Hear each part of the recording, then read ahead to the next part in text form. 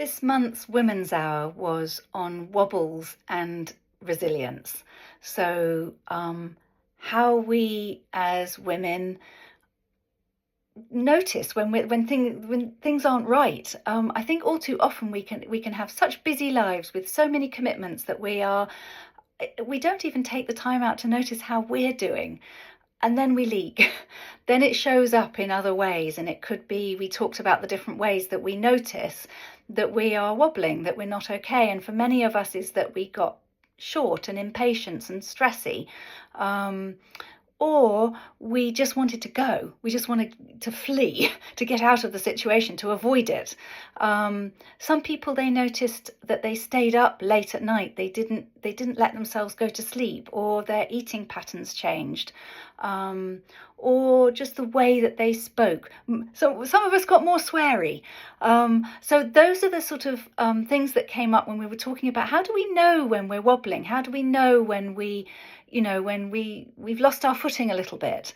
And of course, some of us, those of us with children, also shared how sometimes it's our children who alert us, because they're often so finely attuned to us and our mood. It's part of their survival. They might be the ones kind of, are you all right? Or why are you cross, mummy? Or and so rather than wait till our children pick it up, how can we kind of be on the lookout for when all is not well in our world? And then we looked at resilience, which is, how do we get back? How do we steady ourselves again? And recognizing that we live in a culture where there's quite a lot of pressure to, well, not wobble in the first place, but if you do have a wobble, to recover really quickly. And yet that's often not the way it works. So we talked about what do we actually need to truly restore our sense of balance. And for many, it was taking some time on their own, some time out. And it could just be a walk down the bottom of the garden and back again, or sitting down with a cup of tea, calling a friend.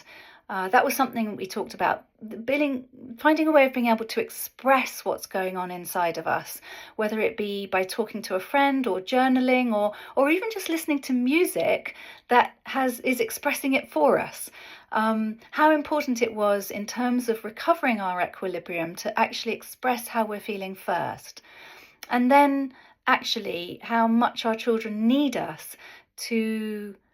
Well, they need us to be strong, but they also need us to show our vulnerability without making it their responsibility to fix us. So that's the delicate balance that we as adults, whether we're parents or not, are often trying to find, is how to let on that we're not okay without losing it completely and without making it another person's problem. How do we take responsibility for recovering ourselves?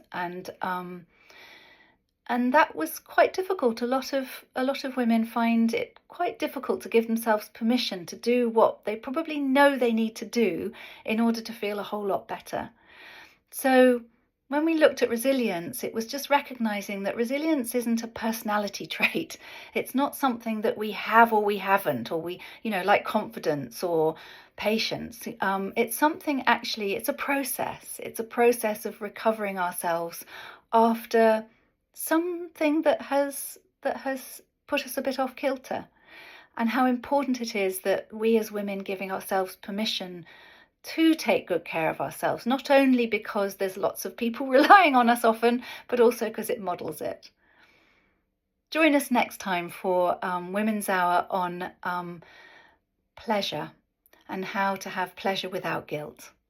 See you on the 23rd of February.